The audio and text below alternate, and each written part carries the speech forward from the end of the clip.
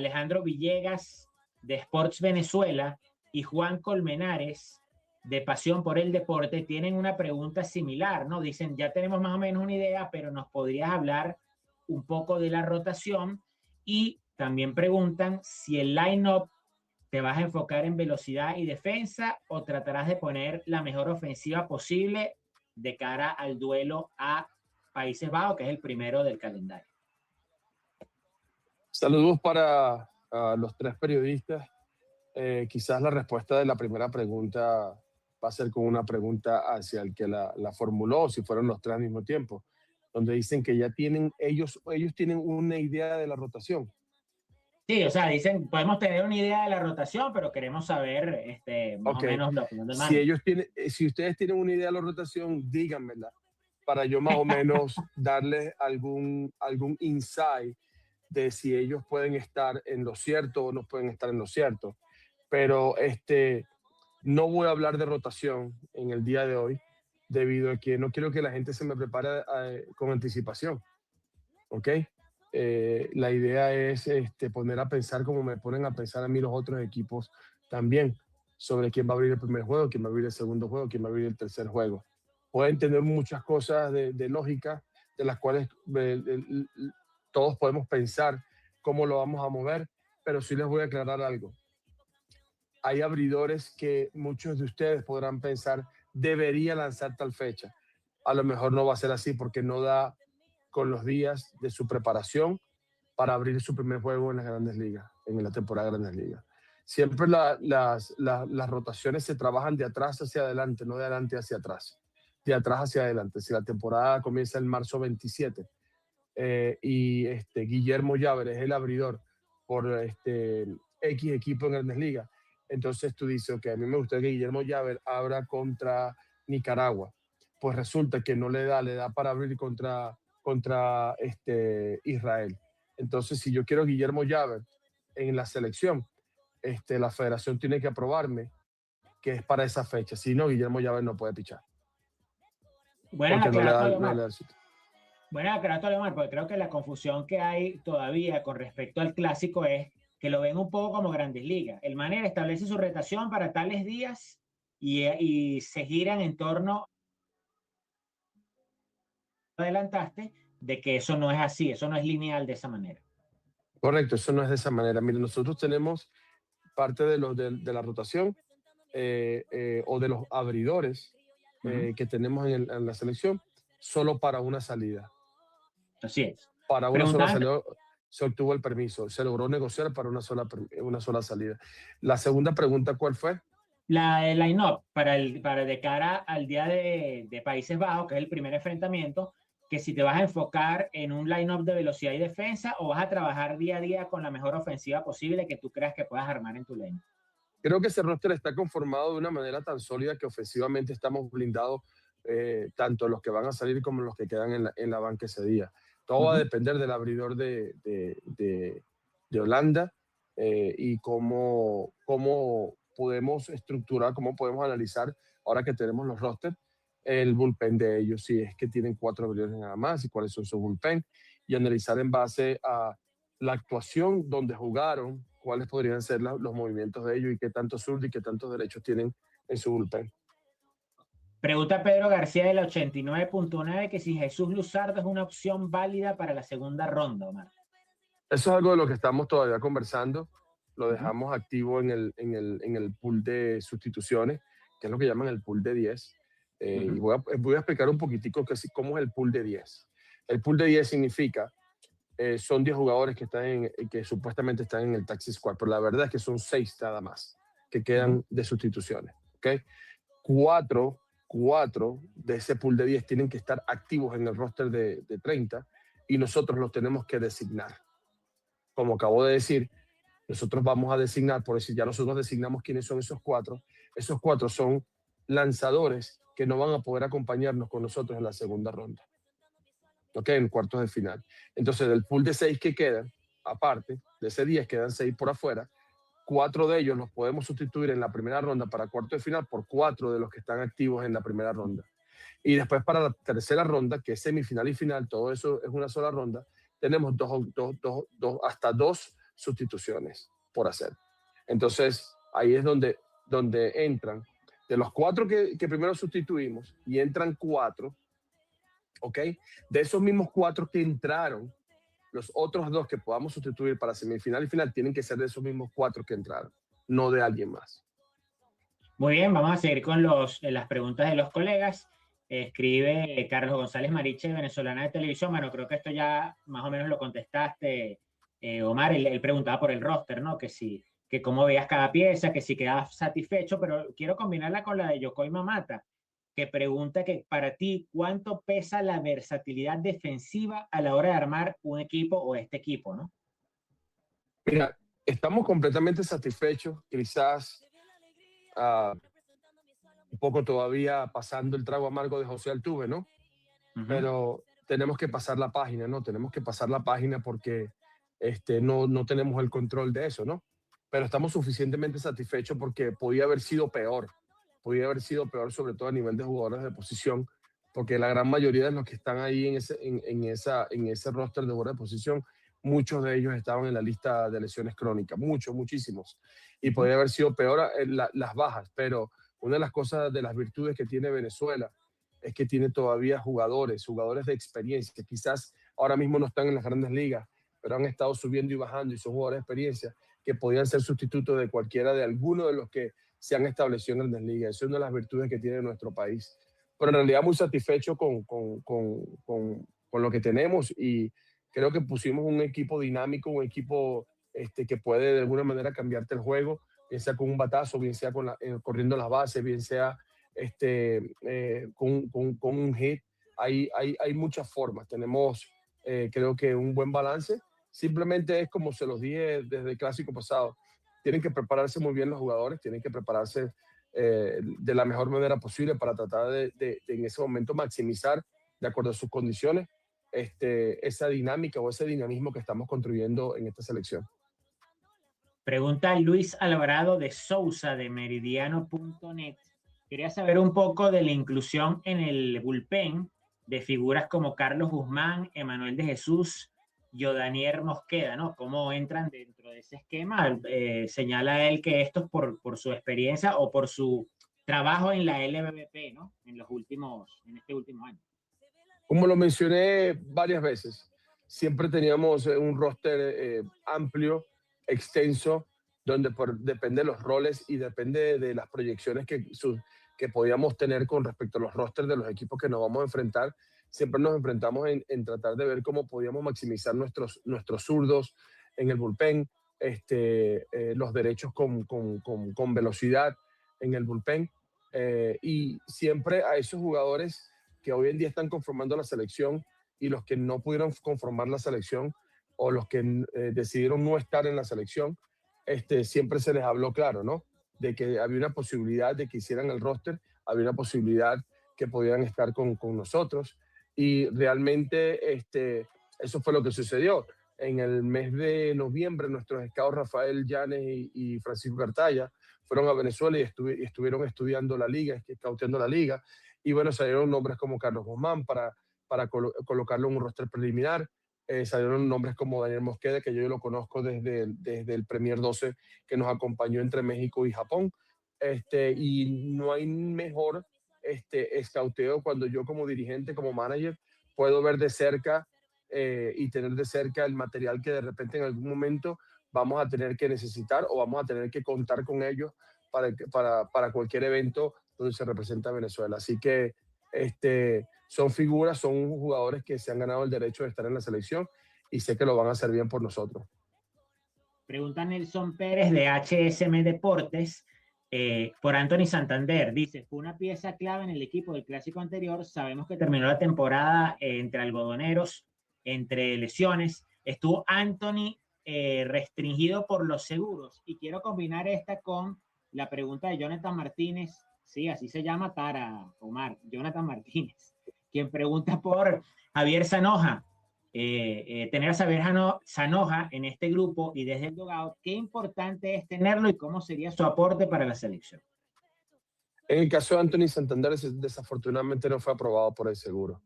Anthony sufrió muchas lesiones y donde no se pudo recuperar. el año pasado, está en un proceso de reactivación, de rehabilitación, y su recuperación va a ser un poco más lenta. Entonces el seguro no lo aprobó, y bueno, estuvimos con él hasta lo último, siendo leal a ese compromiso y, y ese espíritu competidor que tiene él, que nos brindó en el clásico mundial. Desafortunadamente no podemos, no vamos a poder contar con él. Y en el caso de Sanoja, bueno, imagínate, Sanoja lo que nos brinda es versatilidad, utilidad. Es un jugador que te puede jugar todas las posiciones, un jugador que te puede dar un batazo, un jugador que puede venir y correr y robarse una base tarde en el juego, temprano en el juego, y me da mucha flexibilidad para mover las piezas en el momento que si se tiene que ser muy agresivo temprano en el juego.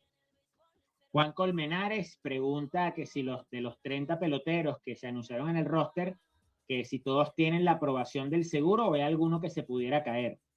Sí, no están todos aprobados. Yo lo mencioné en el live anterior, en el primero que hicimos, el que más reciente hicimos, donde hay un grupo de jugadores que iban a ser anunciados el día del 5 de febrero, el día de ayer, y que teníamos que esperar posteriormente como una semana más para que se terminara de cumplir un procedimiento y ver si están completamente libres de cualquier protocolo o criterio que tenga todavía la aseguradora para aprobarlos para el Clásico Mundial.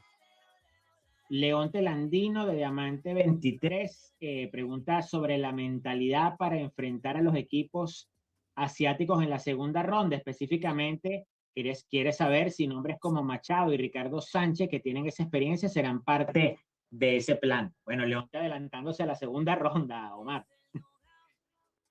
Lo van a comer las hormigas. Está por allá abajo en el lobby. Mira, voy a ser optimista con tu posición, Leonte, de pasar a la segunda ronda, porque eso es el propósito. El propósito no es nada más con la segunda ronda, sino llegar a semifinal y a la final, pasar todos esos procesos y llegar a la final. Hay muchos planes que pueden variar. Cada juego en la primera ronda va a dictaminar cómo nosotros vamos a mover las piezas. En realidad sí, hay un poco de estrategia a nivel de cómo yo pude conocer al equipo de Japón en la Premier 12, si es que nos enfrentamos con ellos, o al equipo bien sea de China, Taipei o Corea en la segunda ronda, o puede ser cualquier otro equipo, porque aquí cualquier sorpresa puede suceder. Pero hay que ser también, Leonte, un poquitico más centrado de que vamos a enfocarnos primero en Holanda, en Israel y Nicaragua, que son los tres partidos más importantes que tenemos nosotros en el Clásico Mundial para poder aspirar a una segunda ronda, porque ni siquiera el partido contra Dominicana es tan importante como los primeros tres. Víctor Bocone, Omar, de Baseball Play, pregunta un poco si le puedes contar un poco sobre la rotación de receptores, tomando en cuenta que solo se anunciaron 2 en el roster, pero agrega si tienes considerado, en caso de ser necesario, utilizar a Wilson Contreras como receptor. No hay ningún tipo de rotación hasta los momentos.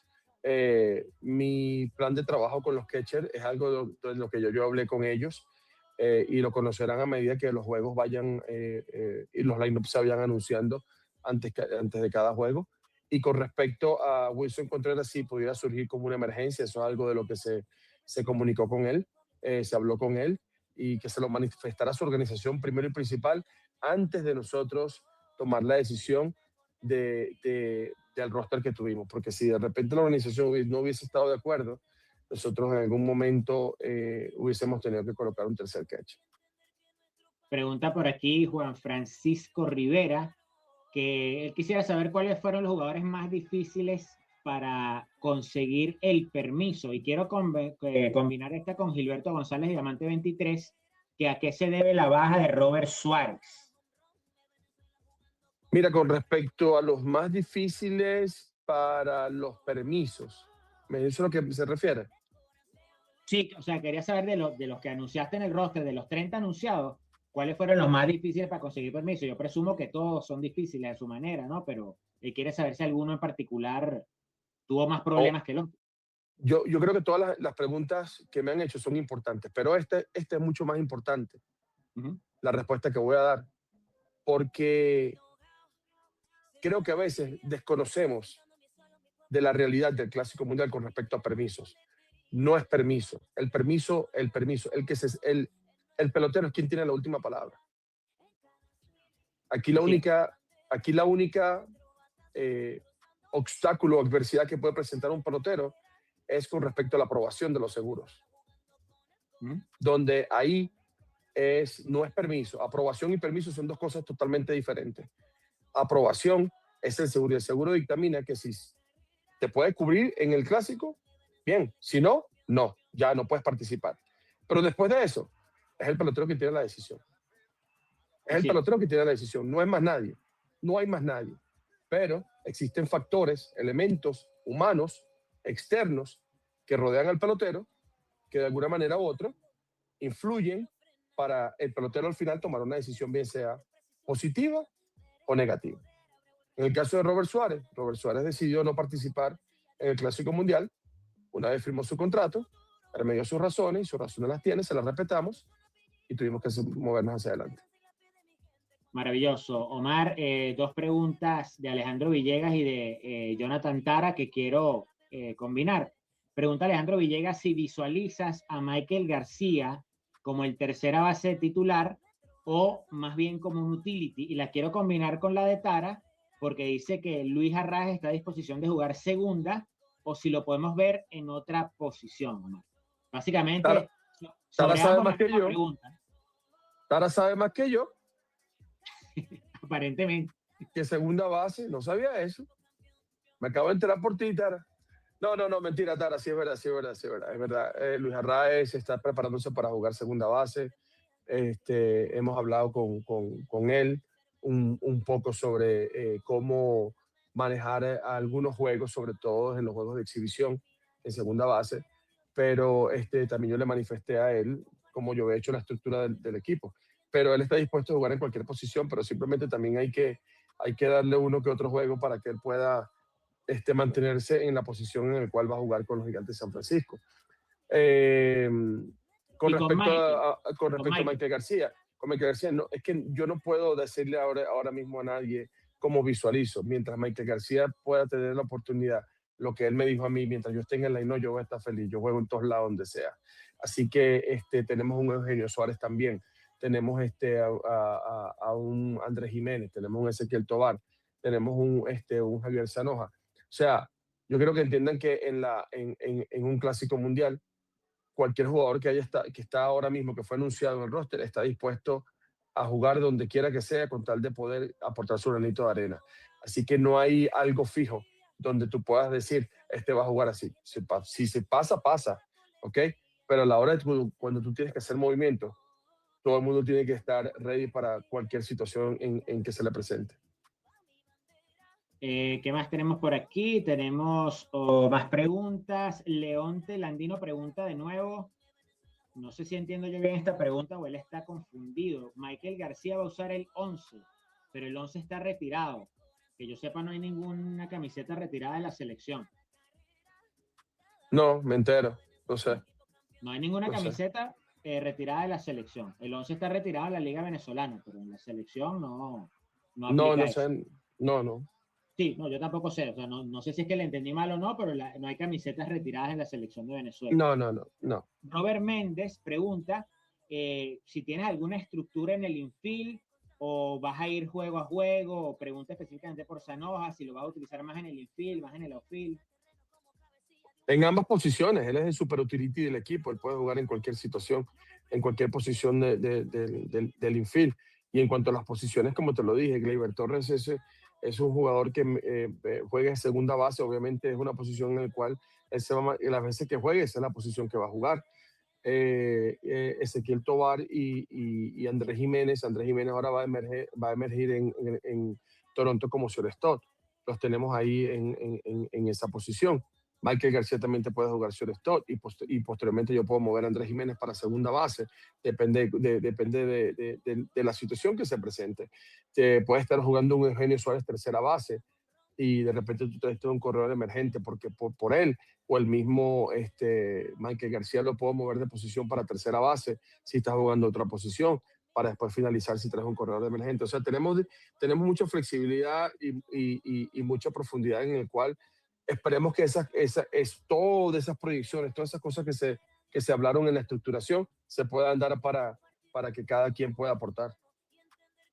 Bueno, Marc, con esto ya llegamos al final de las preguntas. No hay más nuevas preguntas, solo algunas que se repiten. Yo quiero agradecerte y simplemente dejar abierto por si tienes un mensaje final para todas las personas que siguen a la selección, ¿no? Que están muy ansiosas ahora de ver jugar ya al equipo conformado en este primer día, 6 de marzo, es el juego inaugural contra Países Bajos.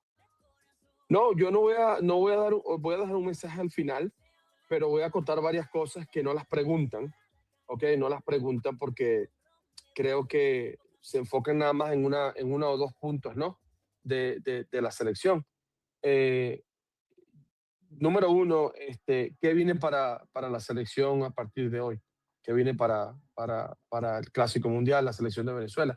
Número uno, tenemos programada una reunión con los coaches el lunes. Estamos buscando la mejor fecha posible para hacer una reunión vía Zoom con toda la selección para hablarle sobre compromiso, motivación, detalles de operaciones. Lo tercero es esperar por este grupo de peloteros que podamos tener la aprobación final para tener que tener ya completamente el roster constituido. Y por último, después reportarnos el 1 de marzo al centro de entrenamiento en West Palm Beach, el de los Astros de Houston. Y al final de todo esto, me gustaría que varias cosas que me han sucedido en las últimas 2 semanas, donde yo no sé si decirte que es algo de lo que comparto, pero he respetado, ¿ok? Es sobre las líneas a veces de difusión de información, de manifestación de información a través de las redes sociales, donde podemos crear algún tipo de contenido, algún tipo de objeto de controversia, crítica, alguna información bien sea positiva con algo que está sucediendo. Yo creo que a partir de ahorita, mi mejor consejo al país, a todos los que nos escuchan, es cómo de alguna manera u otra podemos generar matriz de información donde yo voy a estar escuchando y voy a poder ver en las redes sociales ideas, conformaciones, line-ups, fulanito, pero decir por qué fulanito no está, por qué no vino, crear un contenido negativo en contra del pelotero, que qué pasó, que esto, porque si vamos a hablar de quejas, de quejarse, yo pudiera haberme quejado hace mucho tiempo, ¿ok? Quejarme hace mucho tiempo de por qué, cómo es posible que un pelotero que no tiene ningún tipo de restricción dice que no recientemente, pero pudo participar en la LVP. Tuvo el permiso para participar en la LVP, cosas que son para uno ilógicas, ¿no? Entonces, no nos vamos a quejar de eso. Simplemente, ok, no hay ningún problema. ¿Quién es el próximo? Yo quisiera que ojalá pudieran todos de esa manera, de aquí en adelante, tenemos el roster de 30. Ok, ¿qué hacemos de aquí en adelante positivo? ¿Cómo podemos, de alguna manera, a través de las redes sociales, ayudar a Omar López con nuestras ideas, con nuestras ideas, de manera que si él se puede conectar y ver? Al final, el que va a tomar la última decisión es mi persona, ¿no? Pero pienso que hemos constituido uno de los rosters más sólidos ante todas las quizás adversidades que hemos tenido más complejas en los últimos 2 clásicos mundial. Y lo más importante es que estos 30, más un grupito pequeño que se quedó por fuera, están sumamente emocionados y comprometidos de prepararse y darlo todo en ese clásico mundial. Están comprometidos, eso es lo que más importa. Entonces, y de parte de eso, todo el grupo que nos rodea a mi persona. Así que no tengan la menor duda que ese grupo que ustedes verán a través de las cámaras o en vivo van a estar ahí a ensuciarse, a comerse el terreno, comerse la grama y a darlo todo por el todo. Y se van a preparar de la mejor manera. No tengan la menor duda de eso, ¿ok? Porque es lo que yo más deseo, de que se le dé un título a Venezuela. Y en nombre de Dios, porque es el único que darle gracias por todo lo que nos ha dado, la sabiduría que nos dio, la paciencia que nos dio para esta complejidad de conformar este roster, solo a él hay que agradecerle. Y obviamente la paciencia de todos los que están alrededor de nosotros.